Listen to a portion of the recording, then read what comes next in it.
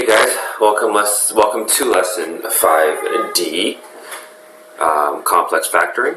Okay, so last lesson we talked about simple factoring, and simple factoring is another way of saying when the a value, so let me just write the generic ax squared plus bx plus c, is when this a value is equal to 1. That was a simple factoring. Okay, simple factoring.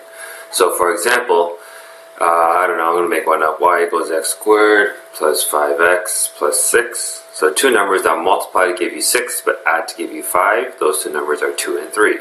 So in factored form, this is just x plus 2, x plus 3.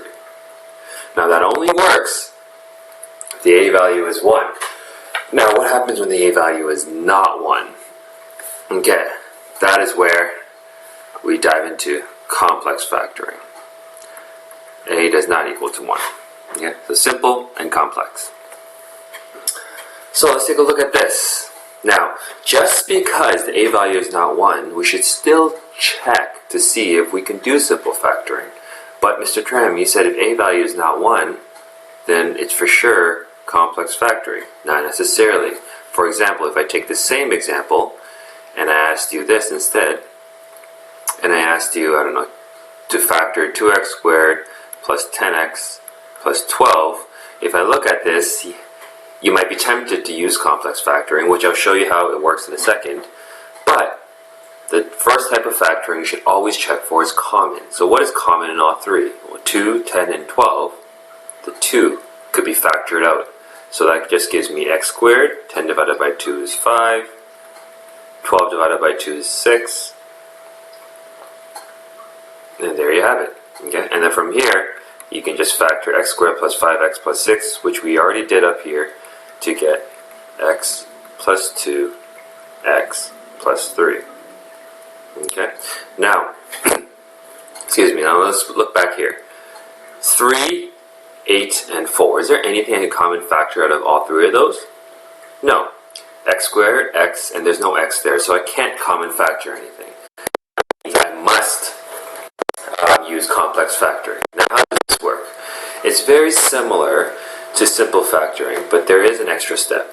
So instead of finding two numbers that multiply to give me 4, I need two numbers that will multiply to give me the product of these two, which would be 12. Okay, 3 times 4 is 12. So I need two numbers that will multiply to give me 12, but at the same time,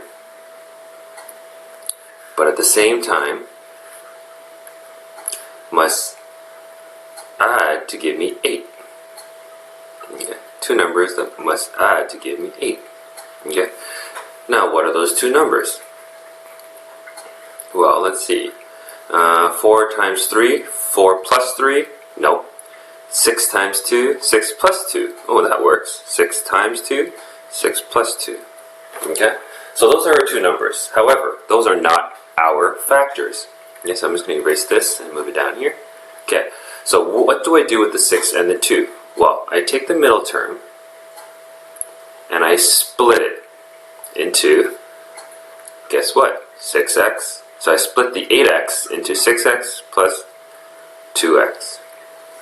Okay, and now I'm going to copy down the rest because all I did was take 8x and split it into 6x plus 2x. What is 6x plus 2x? 8x. Okay, so I'm going to copy this down. Nothing's changed there. 3x squared plus, and then, oh, actually I don't like that. Let me just backtrack a second here. Just so you don't get confused, but the plus 6x just reminds you that it's a positive 6, that's all. Okay, and now I'm going to copy down the plus 4. Okay, now, looking at this equation and this equation, would you say they are the exact same? They are. Okay, if I were to simplify this, 3x squared, 6x plus 2x is 8x plus 4 plus 4, okay? Now, why did I do that? Well, this is what we call decomposition. Okay, this is called I'm just going to write it up here, decomposition. Okay, decomposition. What does decomposition mean? To break down. So we're breaking down the 8x into 6x and 2x. But what's the purpose of that? The purpose of that is so that we can now factor it by grouping. So remember, I think it was last lesson or the lesson before where we talked about by grouping. We can now do that. So if I looked at these two terms, okay, and then I look at these two terms, let's split them. Okay, so I'm going to use, let's go orange.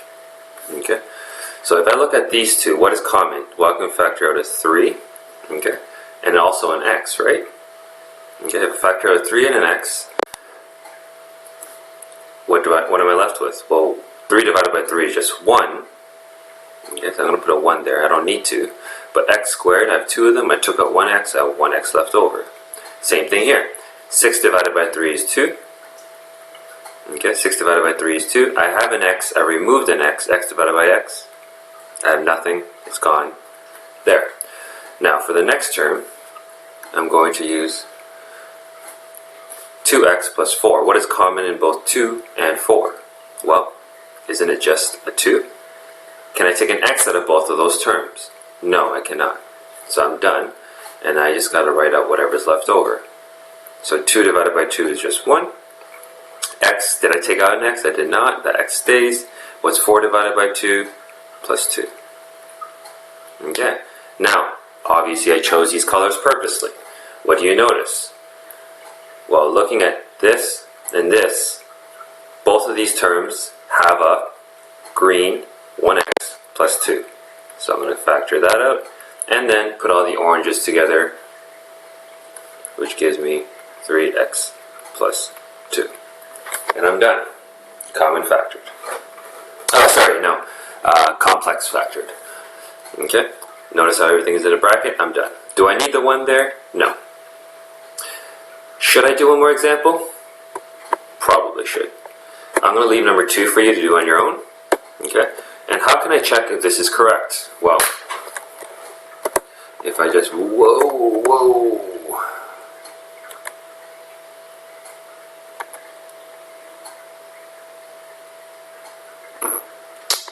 open up Desmos.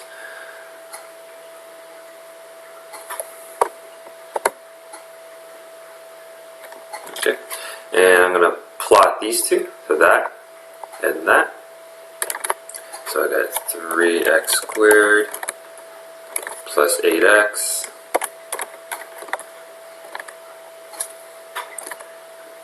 plus 4. Okay, so that was the original question. And then the factored form, I would have x plus 2 and 3x plus 2. So, are these two exactly the same? They sure are, so we know we are correct, okay? So I'm going to do one more example down here. Okay? So, same steps. Number 1, let's see if I want to keep the colors consistent. What did I use? I used red and blue, okay. So I need two numbers that will multiply to give me negative 6 times negative 8. Well, what's 8? Negative 6 times negative 8? That's 48. So I need two numbers that will multiply to give me 48. But at the same time, they must also add to give me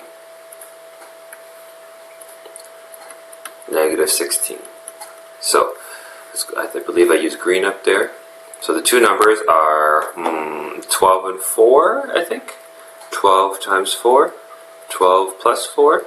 Ooh, that's a negative 16 though, right? Which means both of these should probably be negative. Negative 12 times negative 4, positive 48. Perfect. Negative 12 plus negative 4, negative 16. Beautiful. Okay.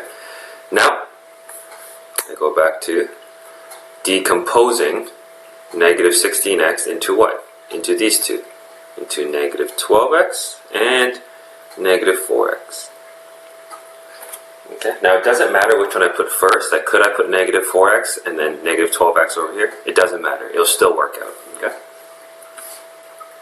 Now we copy this down. Negative 6x squared and negative 8. Okay.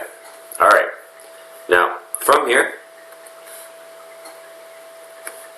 I am going to factor by grouping. So looking at these two, what can I take out of negative 6 and negative 12? Well, clearly I can take out and what did I use up there? I used orange. Negative 6 and negative 12, I'm going to take out a negative 6. And x squared and an x, well, the most I can take out is a single x. Okay? Negative 6x. So now what's left over? Whoops, sorry. Should be green, right? Yeah. So what's left over? Single x. Okay, because negative 6 divided by negative 6 is just 1. I don't need to put the 1, but just to show you where that number went. X squared, I took out a single 1. I just have a single x left. Negative 12 divided by negative 6 is plus 2. And I have an x, and I removed it. I'm done. Okay. Now let's look at these two. What can I factor out of both of those? Negative 4 and negative 8. Probably a negative 4 out of there. Can I take out an x? No, there's only one x there, no x is there. And then I just have an x, because negative 4 divided by negative 4 is 1. 1x, and there's an x there. Did I take out an x? No. And then the second part of this, negative 8 divided by negative 4 is plus 2. So I notice how these two end up being the same. You know you're doing something correct. Okay, so then 1x plus 2. And then in orange, I have negative 6x minus 4. Done.